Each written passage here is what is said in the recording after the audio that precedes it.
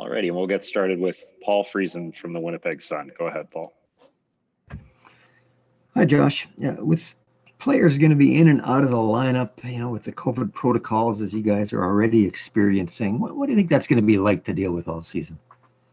Hey, Paul. I mean, I think it's something that will be maybe a little bit more frequent than normal, but we've had to deal with a bunch of injuries over the last number of years. I mean, it's part of hockey, and obviously every team in the league deals with it. So, I mean, there will probably be some, maybe, like I said, a little bit more frequent, but I think we're used to having to adapt. And, we had to do that all last season, it seemed, with different injuries and players going down. So I think we should be well prepared for those type of situations. And, whoever is in there is more than capable of getting the job done.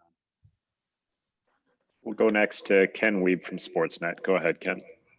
Morning, Josh. Obviously, the focus is on your own group, but what are your expectations from the Flames after the additions they made in the offseason? Hey, Ken. Yeah, I mean, obviously, they play a hard game. We saw that in the playoffs.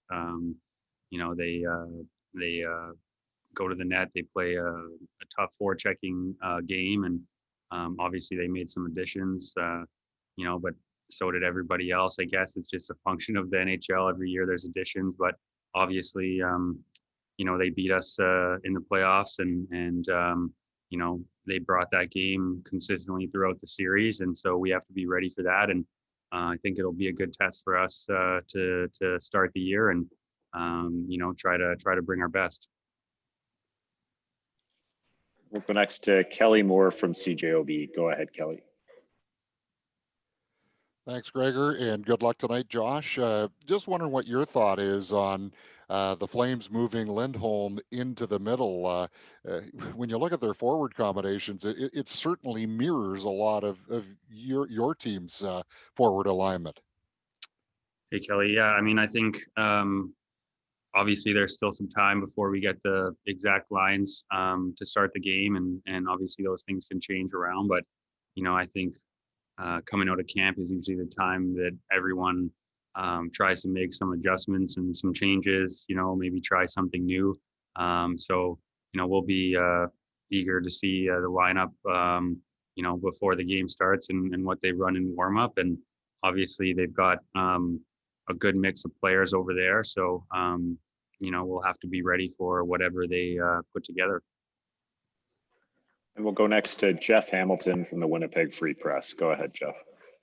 Hey, Josh, just going to go back to Fraser's question off the top, just with some of the COVID-19 protocols. I was just curious, obviously you guys have a lot on your plate. You got to focus on hockey. How much is the team talking about COVID, but how aware are you guys about the protocols and, obviously with Nick leaving, and just how familiar are you with that? Or is it more of a, we're going to deal with this as things come and handle it that way? Hey, Jeff. I mean, I think we're super aware of it, to be honest. Obviously, I think that in order for us to play, I mean, we've had, countless hours of discussion, whether that's through the PA, through the NHL, to try to return to play in the summer and then again here this season.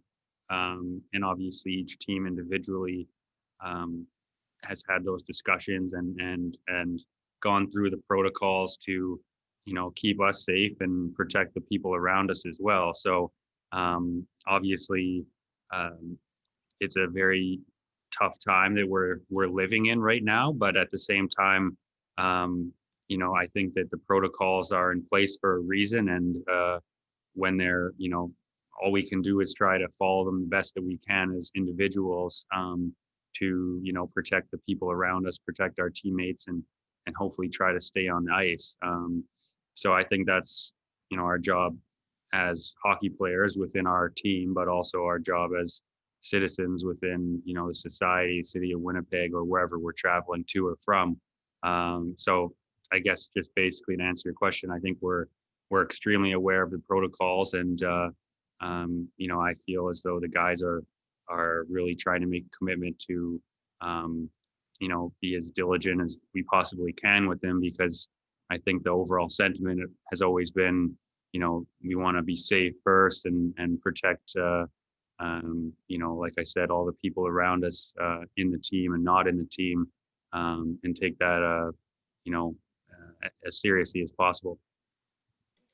We'll go next to Ted Wyman from the Sun. Go ahead, Ted.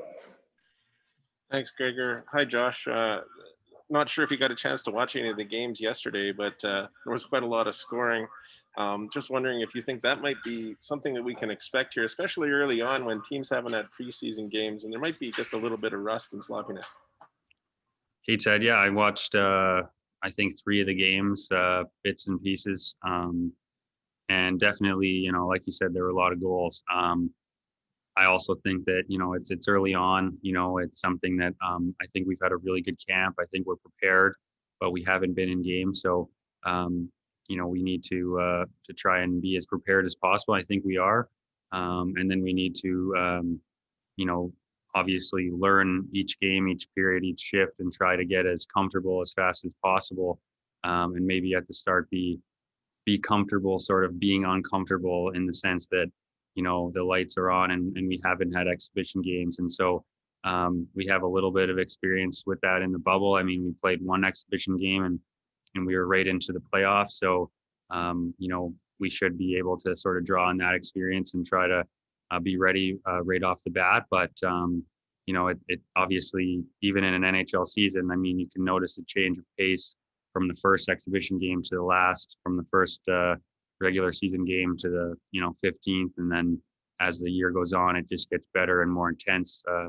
I think with the shortened season this year and without the exhibition games, I think that'll just be expedited and it'll happen faster. The pace will pick up more rapidly as it goes along, but we need to try to find our game as fast as possible. And a lot of the things we've been working on, defensive structure, trying to limit, high danger chances and protect, our slot area, the most dangerous place on the ice, to give up a chance.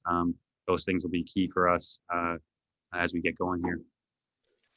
And the last one to Sarah Lesky from TSN. Go ahead, Sarah. Thanks. Hi, Josh. Just wondering, some players have said that they think that there might be some emotional carryover from the series in the summer. Others have said that no, they think it'll be just a clean start. Where do you fall on that? And does the fact that this first game against Calgary add anything extra to it for you?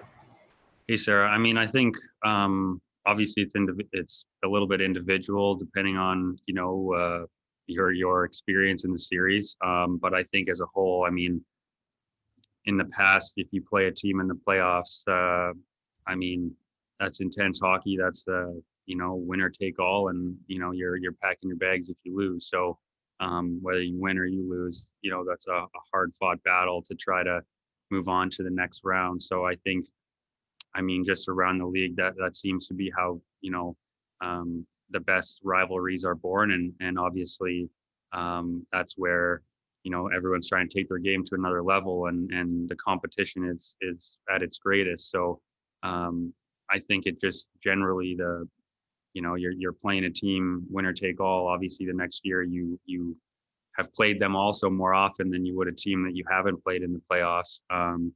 But I think really we're just trying to focus on our game and coming out with a great start to the season into the details that we've been working on. And I think it's a good test for us to play the Flames. Obviously, they beat us in the playoffs and they had a recipe to beat us. So, we get a chance right away to work on or show the things or try and put the things that we've worked on in camp into play and against the team that knocked us out last year. So I think that's a great opportunity for us.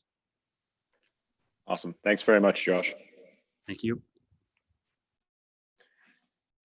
Mark Scheifele will be up right away. Thank you.